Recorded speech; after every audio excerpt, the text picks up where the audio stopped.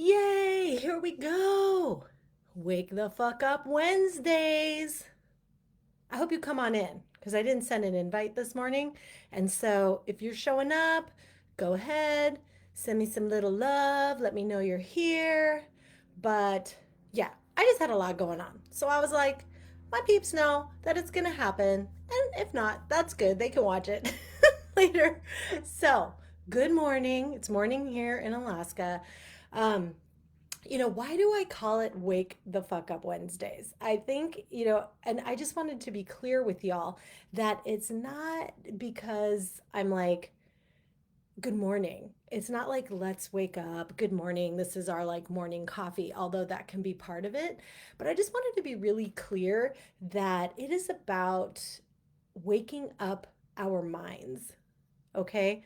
So it's not just, hey, let's get over the hump day, right? It is, we need to check in and make sure that we regularly realize how important it is to do the work, right?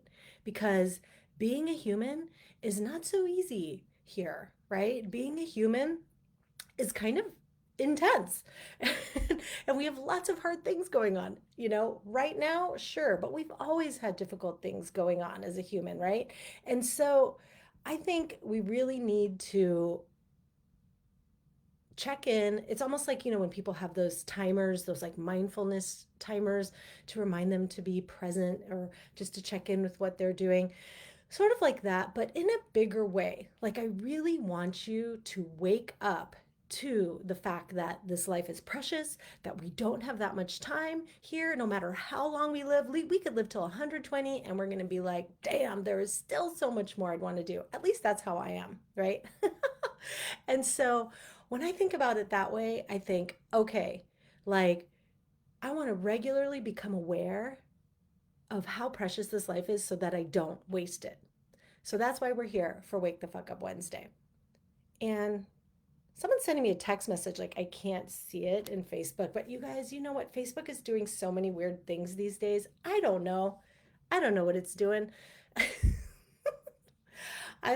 Okay, so it is saying I'm here now. Okay, thank you for letting me know. Who knows if that was just blabbering to no one for a couple minutes, but all right. So today I wanted to talk about buffering. And by buffering, I mean all of the things that we do in order to escape our difficult feelings and escape our reality, right? And this can become pretty sneaky. So sometimes, we can look at it like, well, no, it's pretty healthy just to hang out and like watch TV. Like that's just the end of the day. Or there's nothing wrong with having some wine. Like studies show wine is healthy. Or, there's nothing wrong with, needing to exercise every day. Like I'm addicted to exercise or whatever. But here's the thing about buffering is that we are not being present with what is. So it's so funny to me because whenever I tell people about my Drink Less, Feel Free class, I get all kinds of shit from like these basically like fundamentalist Buddhists that are like, you can't talk about this if you're Buddhist. Like, there's nothing Buddhist about drinking less. In Buddhism, you're not supposed to drink at all. And I'm like, okay, so like in Christianity, you're not supposed to like cheat on your partner, but people do. So are you telling me that you can't teach a class on like how to like be more loyal? Like, or like, are they not Christian just because they don't follow all the rules? And the way I like to say it is like, hey y'all, like it's not a religion thing. It's just like we're all doing our best, right? It's like we can't be judgmental about other people. We are all doing our best. There is no one who follows all of the rules, right? In any spirituality. That's called like them being enlightened, right? So when we talk about buffering, for me, I'm like, okay, the way my teachers taught it wasn't, you know, don't consume intoxicants at all. It was don't become intoxicated to the point that you're not mindful and present, right? Because what is the whole point of that statement? It's not that like oh, if you take a sip of alcohol, you're fucked, right? It's what happens to your mind.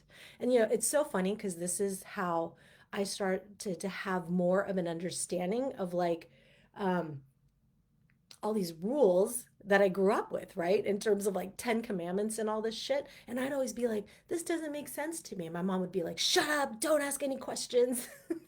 And then later, when I started studying other traditions, I was like, oh, these are there because your mind is more calm when you can not do those things. Like my mind is more calm at the end of the day if I didn't spend it like stealing from people. My mind is more calm at the end of the day if I was present for most of it, right? For all of it.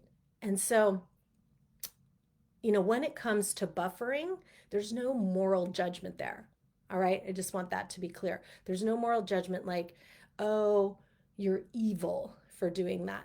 What I want to talk about is what is helping you be present in your life because that's what we want more of, right? We need more. What are you being present with and not so much checking out because our society is built around helping you check out, right?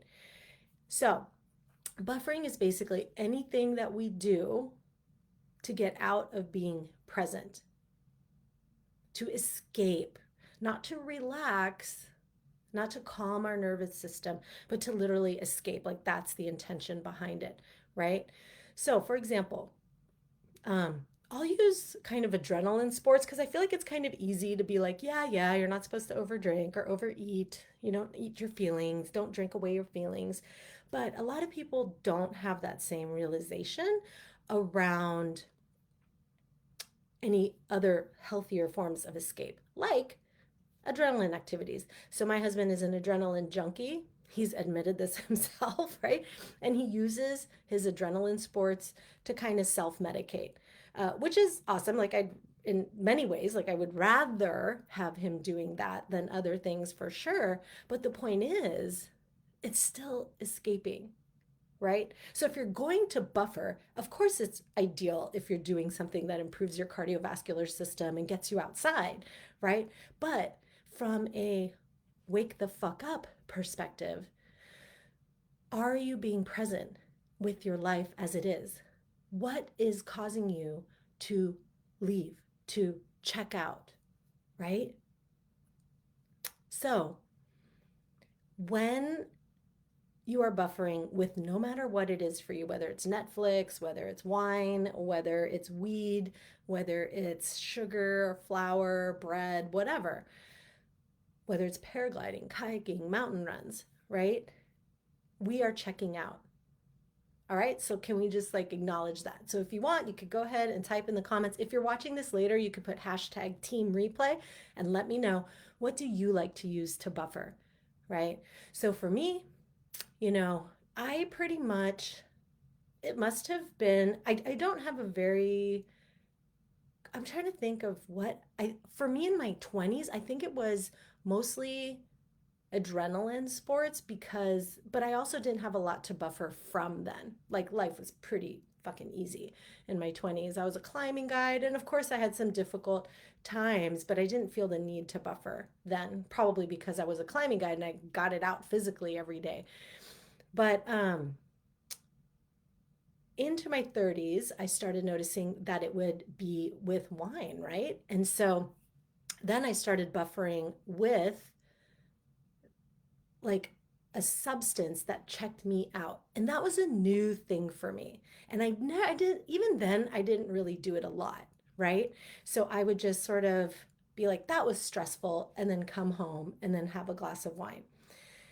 And then I dated an alcoholic that I didn't know was an alcoholic at the time. But as we were dating, I was like, damn, homeboy drinks like every day, which I didn't at the time. And then so I started drinking every day with him. And I was like, oh my gosh, like this is becoming a pattern. Anyway, we broke up for various reasons related to his behavior. And so then it was like a non-issue again. And then had the kiddo, right?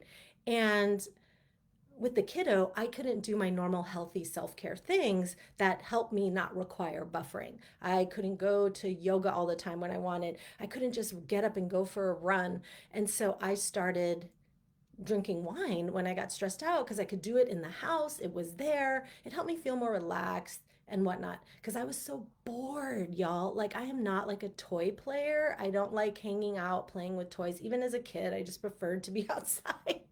Like, maybe games. I liked games, but not like pretend like here, let's do like it's still not my thing. So anyway, I escaped that way, right? And then when I was like, okay, I need to change this, then I started over Netflixing. So then I like would just binge watch things just to check out. I'd be like, I'd have the same exact mindset. Oh, it's the end of the day. I am going to reward myself for that difficult day with binge watching a few episodes, right? Not just one episode, like a few episodes.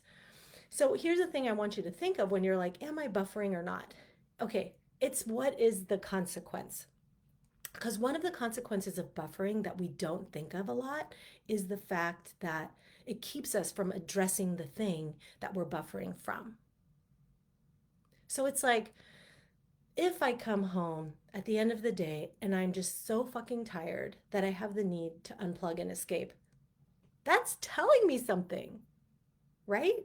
That is telling me something about my life and what needs to change. I shouldn't be coming home feeling that way, right?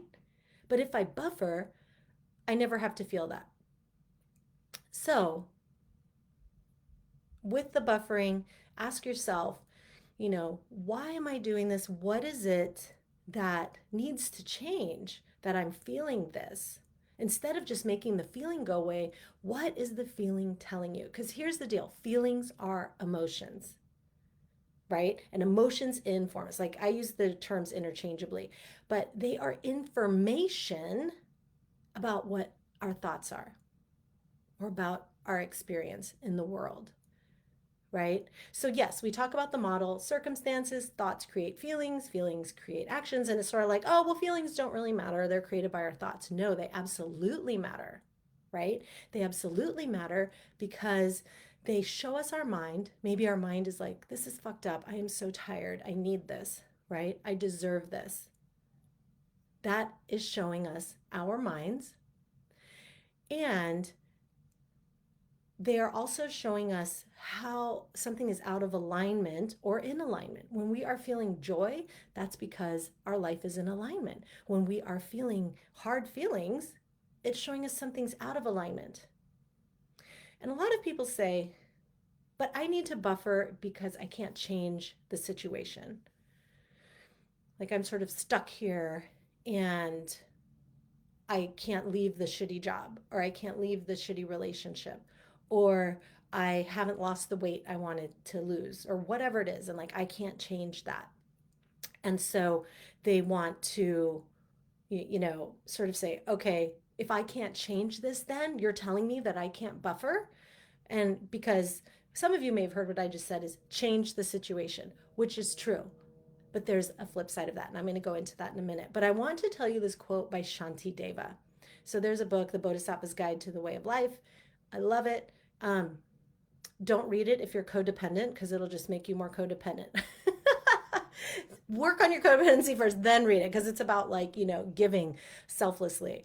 But the but the quote is if you can change something, why be unhappy?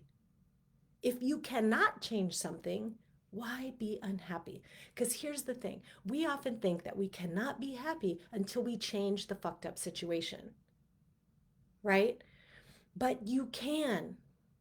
You can change the fucked up situation in your mind.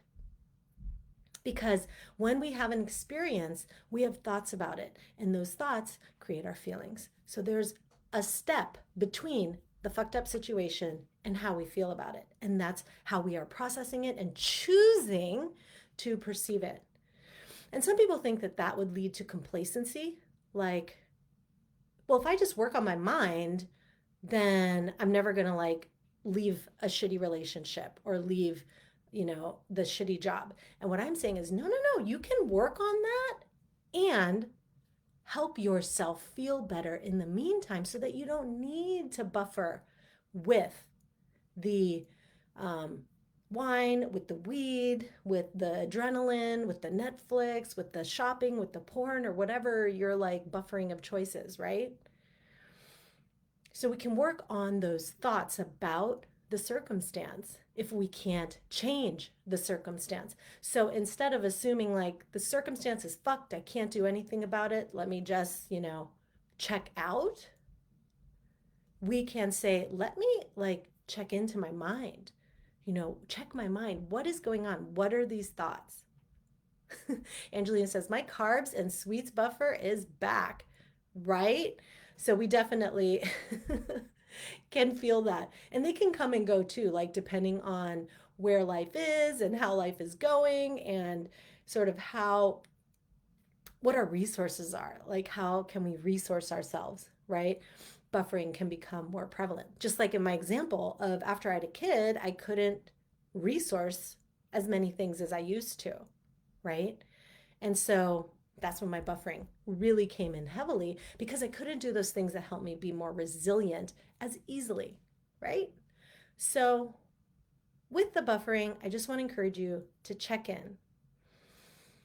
Check in and say, okay, what am I trying to escape here? What am I trying to avoid? What is my mind telling me about my current situation? So, do that first before drinking the glass of wine, before eating the ice cream or whatever it is your thing is, right? Ask yourself, let me just be honest with myself. What is it that I'm checking out of here? Then remind yourself, um, I can change my thoughts about this and have a different experience right now, right? Because that is the hard work. And the way you can also shift this is to not judge the emotion, not create drama around the emotion, but to be fully present with the emotion. So, we allow, in mindful self compassion, we talk about soften, soothe, and allow. You soften around the emotion, you provide yourself some self soothing, right? Like, this is hard right now. That was a hard day. That fucking sucked, right? And then you allow the emotion. And that may sound really scary right now because of a lot of emotions are really fucked up and huge. But from a neuroscientific perspective, a pure emotion, like I think I mentioned this last week, lasts about 90 seconds. So if you come home exhausted and you're like, this feels shitty, I'm super stressed out. Like if we just sat with that without adding the second and third arrows of difficult thoughts about it and resisting the emotion, it would be gone in 90 seconds. What brings it back? Having another thought, having a memory about what happened earlier that day and how fucked up it was. But the emotion itself arises and it passes if we don't follow it, right? If we don't add to it all our thought drama. But I do want to acknowledge that we do need to give ourselves self compassion, just not in the form of escaping if we can avoid it. That's the intention behind, no intoxicants, right? Okay, here's a funny story. Um, I just want to get it right. Okay, so there's a monk, a hermit, whatever. I don't even know if he was technically a monk, but I think he was a monk. So he was up in the hills meditating on a long retreat. And there was a village woman that was bringing him food because that's what they would do. They would bring the monk food so that they didn't have to worry about sustenance, right? And over time, she just fell in love with him, like with his gentle qualities and with his vibe, right? So then finally, when he comes down the mountain from retreat, she's like, you, me, baby, let's do this. Like, let's make this relationship happen. And then he's like, no, like, I'm a monk. I have monk vows. I really appreciate it, but I can't, right? And she's like, no, like, you need to do this right now. Like, I've been waiting for you to come down from the mountain. And I'm like, girl, I got you. I know that feeling, right? So anyway, he's like, no, I'm sorry, I can't. And then so she's like, I mean, and this is, of course, a very ancient story, but she must have been like madly in love because she was like, do this or I will kill myself, or you can kill the goat, or you can drink this wine, right? And he's just like, okay, hold up. Like, I can either sleep with the woman, drink a little wine, or kill a goat. Like, which of my vows, because I don't want her to kill herself, which of my vows should I break? And he's like, I'll drink some wine. So he like throws back the wine and he has sex with her, kills the goat too, right? And they have like a barbecue. But the point is, see, so what happened was it wasn't that the wine was evil in and of itself, it's what happened after, right? So that's the spirit behind not buffering with intoxicants, not being present, right? And again, it can be not just related to toxins, it's sugar, it's Netflix, it's porn, it's online shopping, it's overspending. That little rush you get when you click buy. It's like, whew, I'm going to get that. And it comes. And then we overspend. And then we're in credit card debt, right? So life is hard. Life is a challenge. We need to have some self compassion for that. Soften, soothe, and allow. Soothing touch, this is fucking hard. And here's the thing, when you have self compassion for yourself, when you're not like, buck up, fucking just deal with this, right? When you have actual true self compassion, you can have more resilience and deal with difficult emotions more effectively. It sounds kind of weird, right? Like I am checking out and I am um, drinking wine, like that's one option, but like, kind of giving myself self compassion, that seems like it would maybe make things worse, or maybe make things like someone is just totally um, wussing out, right? But what it does is it just allows us to feel self soothed so that we don't have to do it with a substance, right? And allows us to be with that emotion without adding the drama. And I just want to clarify, we're talking self compassion, not self pity. This isn't poor me, my life is so fucked up, yada, yada, right? We're talking self compassion, which is, yeah, life is hard. Being human is hard. Not just being you, all of us. Being a human's hard, right? How can I help myself? What do I need? And y'all's are like, a cookie. But no, okay. So here's the thing, when does it become buffering versus just enjoying something?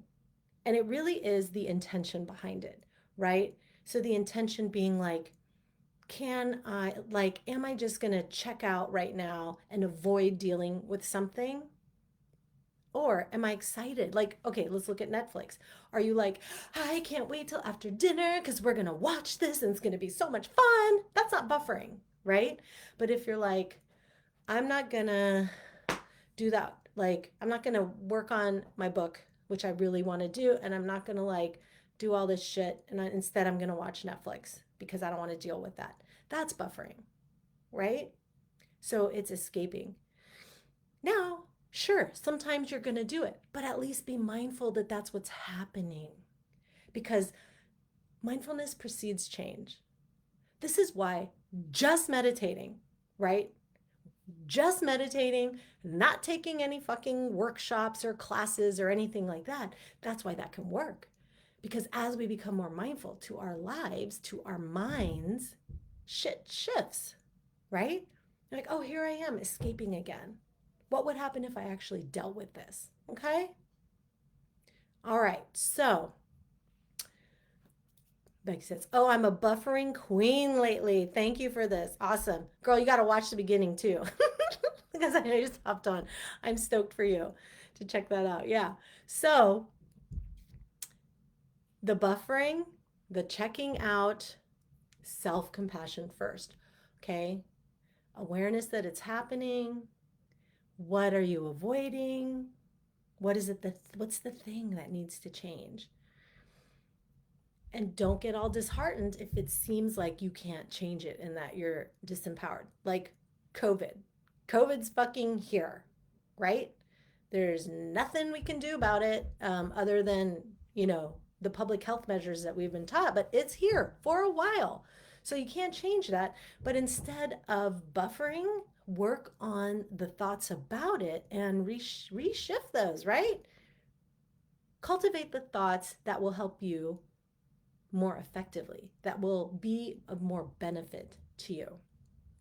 So we've got the awareness, we've got the acknowledgement, and trying to um, have the self compassion, not the self pity. And then from that space, inquiry, right? Inquiry into, okay, so why am I trying to escape this? What is it? Because when you have self compassion about your suffering, then you're more willing to look at the why, right? If we don't have self compassion, if we're shaming ourselves for being overwhelmed, if we're thinking like, I should be able to deal with this, then of course we're not going to look at the shit that is causing it, right? So I want you to really think about, what are you buffering with in your life right now? What do you think needs to change? What is that a sign of that needs to change in your life? What can you do to help give yourself more of that so that you don't need to escape your life the way it is? And what are some ways that you can nourish yourself on a regular basis? That's one of the things that I find I fall victim to because I love my work. I just love it. I think it's fun, right? And I can just get super into it. But the bottom line is, I'm a human in a body and I need to stretch. I need to exercise. I need to eat super healthy food to feel vibrant, to have good energy. So, what do you need to nourish yourself with more on a regular basis? Because, sure, the buffering has consequences short term, right? Either for me with Netflix, I stay up too late and then I don't get enough sleep, right? I did that like 2 nights ago. I was like, fuck, I'm getting fucking 5 or 6 hours sleep again. This cannot happen for the kind of life that I want to create, right? But what was it, right? What was it that I was checking out from? And I was like checking out from just being exhausted, right? And it accumulated because it was like, oh, 5 hours sleep, 6 hours sleep, too exhausted to do something else other than sit in front of a TV, right? So when we are noticing our suffering, when we are noticing that we're going to go buffer, the the drawback is not so much the activity, but the after effects, which is we're not addressing the root cause. Okay. So just keep that in mind. Don't judge yourself for buffering.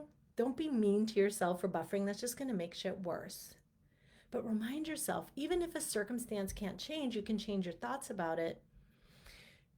What needs to change in your life so that you don't feel the need to buffer? And if you're like, what I need, I can't have, well, then we need to change our thoughts about that. So that can be like part 2 next week.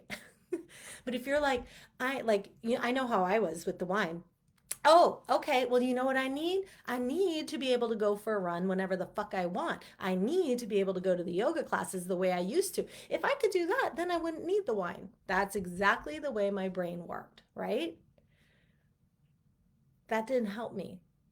What helped me was shifting my mindset like, okay, I need to prioritize those things because I could make those happen. And let's say,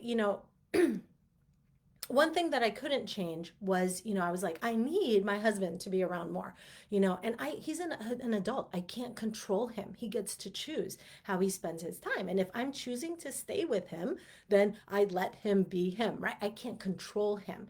And so one thing I really needed at that time was company. I was alone so much in the house. And I couldn't change that, right? I couldn't force that. You can't force other people to change, y'all.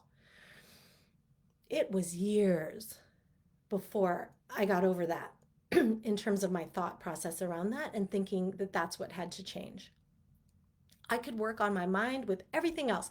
That was the one thought that I was like, this is not a thought, this is a fact, right? So trust me, I've been there. If you're feeling like, no, no, no, no, no, this can't change.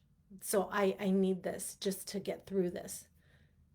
You can. I just want to let you know you can change your perspective and your mind about it. And what's kind of amazing is when you do that, life starts getting in alignment because we attract what our energy is focused on, right? Where attention goes, energy flows. So when we are able to shift our mindset about our current circumstance, we start creating a whole new reality.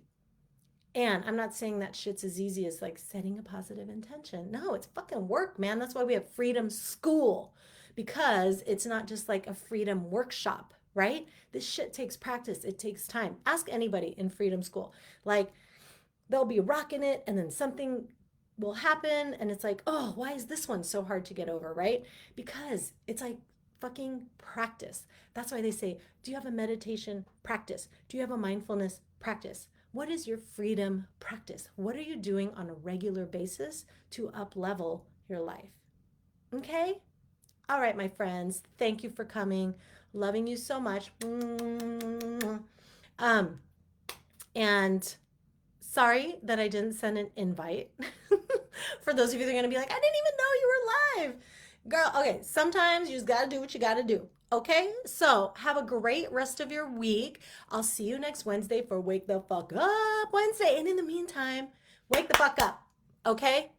Stop buffering, or at least be aware that you're buffering. We can take baby steps here and go do something fucking awesome this week, right? Make your life fucking awesome. We are here for a short amount of time. Let's wake the fuck up and make the most of it because, hello, this planet is amazing.